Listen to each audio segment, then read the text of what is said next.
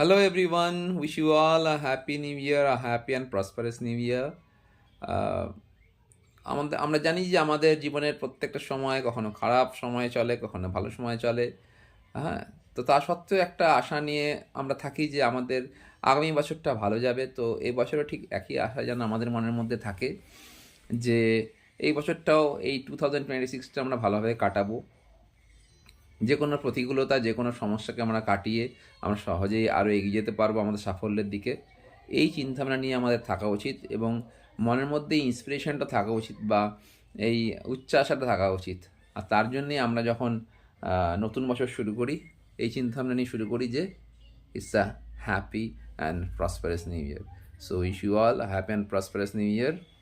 Enjoy your life and keep struggling, keep enjoying, don't give up, and hope for success always in your life. Goodbye everyone.